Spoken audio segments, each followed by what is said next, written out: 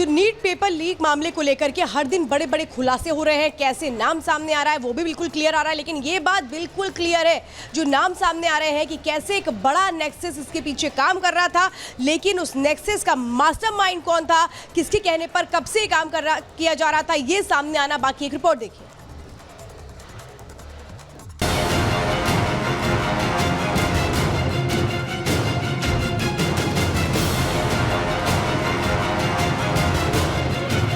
NEET paper leak को लेकर रोज नए खुलासे हो रहे हैं। रोज पूछताछ में नए किरदारों की भूमिका पर से पर्दा उठ रहा है और सामने आ रहा है कि नीट से जुड़े पूरे नेक्सस का खेल क्या है। पहले सिकंदर यादवेंदु, उसके बाद किंगपिन अमित आनंद और नीतीश कुमार के कबूलनामे के बाद ये साफ हो गया था कि कैसे इस पूरे खेल की सेटिंग, कैसे बच्चों तक पेपर पहुंचाया गया। लेकिन अब छात्र आयुष राज और उसके पिता अखिलेश ने जो बताया वो जानकर सब हैरान हो चुके हैं। पूछताछ में छात्र आयुष राज ने बताया, मैं नीट की तैयारी के लिए कोटा गया था। मेरे पिता ने मुझे कोटा से वापस आने को कहा। पिता ने कहा परीक्षा पास कराने की सेटिंग हो गई है। कोटा से पटना आने पर हम सिकंदर के पास गए। वहां मुझे सवालों के उत्तर याद करवाए गए। इस बारे में पहले से मुझे कोई जानकारी नहीं थी। परीक्षा देने के बाद मुझे पुलिस ने पकड़ लिया। आयुष राज के कबूलनामे के बाद अब सवाल उठता है कि आयुष का पिता अखिलेश इस पूरे नेक्सस तक कैसे पहुंचा, कैसे अखिलेश इस पूरे खेल में मोहरा बना, जिसका जवाब भी अखिलेश ने पुलिस की पूछताछ में दिया। अखिलेश ने बताया कि मेरी सिकंदर से पहले से दोस्ती थी। सिकंदर को कोटा में बेटे के नीट करने की बात बताई। सिकंदर ने 40 लाख में पास कराने की बात कही। मैंने सिकंदर की बात मान ली, सारे कागजात दिए। सिकंदर आयुष को उत्तर याद करवाने के लिए लेकर आया। बच्चे के पास होने पर पैसे देने की बात हुई थी। अखिलेश और आयुष के कबूलनामे से साफ है कि कैसे पेपर लीक के नाम पर इस पूरे नेक्सस ने छात्रों और उसके परिवारों तक अपनी पकड़ बनाई। हालांकि अभी तक इस पूरे मामले में कई और कहानी जुड़ना बाकी है। पुलिस सूत्रों के मुताबिक जांच के दौरान जिस अतुल वत्स और अंशुल सिंह का नाम सामने आया था वो अब पुलिस के रडार पर है। ये दोनों इस खेल में सबसे अहम प्लेयर हैं, जिसकी शह पर अमित आनंद और नीतीश कुमार फिक्सिंग करते थे। Bureau report, Republic Bharat. तो बात सिर्फ नीट परीक्षा में धांधली की नहीं है, बिल्कुल लंबे समय से आप देख रहे हैं कि लगातार ऐसी कई परीक्षाएं रही हैं जिसमें पेपर लीक की शिकायतें आती रही हैं। इसी को देखते हुए यूपी की योगी सरकार ने बड़ा फैसला लिया है और एक्शन की तैयारी में है। आपको बता दें, सीएम योगी के निर्देश पर नई नीति का गठन किया गया है। उत्तर प्रदेश में प्रिंटिंग प्रेस के चयन को लेकर गोपनीयता रखी जाएगी, यानी कि पेपर किस प्रिंटिंग प्रेस में प्रिंट होंगे उसके चयन को लेकर गोपनीयता होगी, क्योंकि अमूमन देखा गया है कि प्रिंटिंग प्रेस से ही पेपर लीक होने का मामला यहां लगातार सामने आता रहा है। और परीक्षा केंद्र रेलवे स्टेशन से 10 किलोमीटर के दायरे में ही होगा, यह भी बड़ा फैसला यहां पर किया गया है। परीक्षा केंद्रों में टीचर की ड्यूटी की अगर बात करें तो 30 मिनट पहले होगी।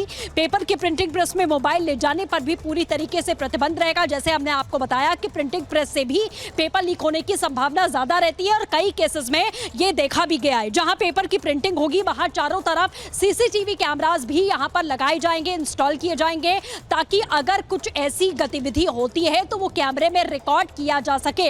ये इस वक्त की बड़ी जानकारी आपको दे दें, क्योंकि नीट परीक्षा के बाद लगातार बड़े सवाल यहां खड़े होने लगे हैं परीक्षाओं की विश्वसनीयता को लेकर। और इससे पहले भी यूपी की बात करें या देश भर में कई ऐसी परीक्षाएं रही हैं जिसमें पेपर लीक जैसी गंभीर ये जो मामला है वो सामने आता रहा। हालांकि यूपी की योगी सरकार अब ये बड़ा निर्णय यहां पर ले चुकी है। नई नीतियों का गठन यहां पर किया गया है, जिसे जमीनी स्तर पर इम्तिहानों के पहले इंप्लीमेंट किया जाएगा, चाहे वो टीचर्स की ड्यूटी का पहुंचने का समय हो या फिर प्रिंटिंग प्रेस की गोपनीयता हो।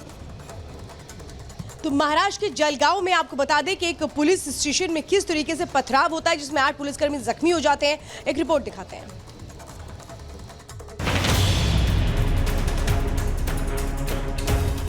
महाराष्ट्र के जलगांव में पुलिस स्टेशन पर ग्रामीणों ने पथराव किया, जिसमें 8 पुलिसकर्मी घायल हो गए।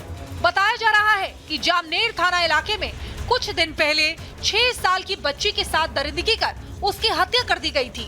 पुलिस ने फरार आरोपी को गिरफ्तार किया और थाने ले आई। ग्रामीणों ने थाने का घेराव किया और आरोपी को देने की मांग की। जब पुलिस ने इनकार किया तो ग्रामीण हंगामा करने लगे। पहले टायर जलाए और फिर थाने पर पथराव कर दिया। सामाजिक तत्व जमा हो गए पुलिस स्टेशन के पास और उन्होंने पुलिस उनको कंट्रोल कर रहे थे, समझा रहे थे। बीच में ही उन्होंने पत्थरबाजी की है पुलिस स्टेशन की दिशा में। उसमें करीब 7-8 पुलिसकर्मी जख्मी हुए। थाने पर हुए पथराव के बाद स्थिति तनावपूर्ण थी, जिसके बाद जामनेर इलाके में कर्फ्यू लगा दिया गया है। Bureau report, Republic Bharat. और अब बात आईटी बॉम्बे की करेंगे। आपको बता दें, आईटी बॉम्बे की तरफ से एक नाटक को लेकर 8 छात्रों पर कड़ी कार्रवाई करने का आदेश जारी किया गया है। 1 लाख से ज्यादा का जुर्माना भी उन पर लगाया गया है, जो कि 31 जुलाई से पहले भरना होगा। खबर क्या है, आखिर उस नाटक में ऐसा क्या था, देखें 1 मिनट की रिपोर्ट में। आईआईटी बॉम्बे ने 8 छात्रों के खिलाफ एक नाटक के मंचन को लेकर एक्शन लिया है। इन छात्रों पर आरोप है कि इन्होंने भगवान राम और रामायण का अपमान किया है। आईआईटी बॉम्बे ने छात्रों को 20 जुलाई तक जुर्माना भरने के लिए कहा है। आईआईटी बॉम्बे ने अपने सोशल मीडिया हैंडल पर यह नोटिस शेयर किया, जिसमें बताया गया है कि नाटक में शामिल रहे छात्रों पर 40,000 से लेकर 1,20,000 रुपए तक का जुर्माना लगाया गया है। 31 मार्च को आईआईटी बॉम्बे के ओपन एयर थिएटर में राहोवन नाम के नाटक का मंचन किया गया था, जिसके बाद नाटक का वीडियो सोशल मीडिया पर वायरल हुआ। लोगों ने इसका जमकर विरोध करना शुरू कर दिया। आरोप है कि नाटक को खराब रोशनी में तो पेश किया ही गया, साथ ही भगवान राम का अपमान भी किया गया, जिस पर आईआईटी बॉम्बे ने एक कमेटी गठित की और अनुशासन समिति की बैठक भी बुलाई। इस नाटक को लेकर ही छात्रों पर भगवान राम का अपमान करने का आरोप है। बिल्कुल, और यहाँ पे रुकेंगे एक छोटे से ब्रेक के लिए। ब्रेक के बाद आपको दिखाएंगे केजरीवाल की रिहाई को लेकर संकट लगातार बरकरार है। हाईकोर्ट में सुनवाई जारी है।